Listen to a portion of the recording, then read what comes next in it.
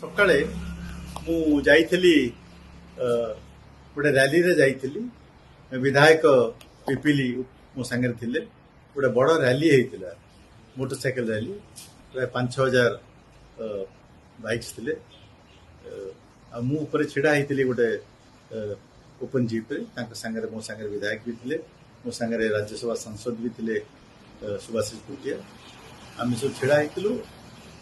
ଟିକେ ଖରା ବଢ଼ି ଯାଇଥିଲା, ଟାଇମ୍ ପ୍ରାୟ 11ଟା ଖଣ୍ଡେ ହେଇଯାଇଥିଲା। ଖରା ଟିକେ ବଢ଼ି ଯାଇଥିଲା।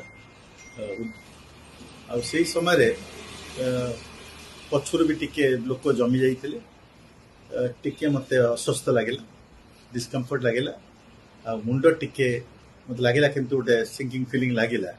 ଆଉ ସେଇ ସମୟରେ ମୋତେ ସାଙ୍ଗେ ସାଙ୍ଗେ ମୋ ସାଙ୍ଗରେ ଯେଉଁ ସାଥୀ ଥିଲେ ସେମାନେ ଦେଖିଦେଲେ ମୋର ଅସୁସ୍ଥତାକୁ। ମୁଁ ଟିକେ ଅସୁସ୍ଥ ଭାଇ ତାଙ୍କୁ ଲାଗିଲା ବି।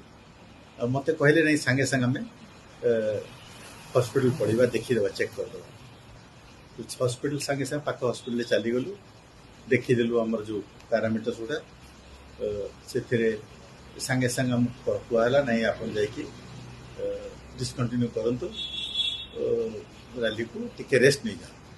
ଆଉ ଯେଉଁ ସ୍ଲିପଲେସ୍ ରାତି ଡେରିରେ ଫେରିଥିଲି, ସେ ଯେଉଁ ସ୍ଲିପ୍ଟା ନଥିଲା, ମୁଁ ତାଙ୍କ ଉପଦେଶ ଅନୁସାରେ, ତାଙ୍କ ନିର୍ଦ୍ଦେଶ ଅନୁସାରେ, ମେଡ଼ିକାଲ ଇନଷ୍ଟ୍ରକ୍ସନ ଅନୁସାରେ ମୁଁ ଆସିକି ଭୁବନେଶ୍ୱର ପଳେଇ ଆସିଲି।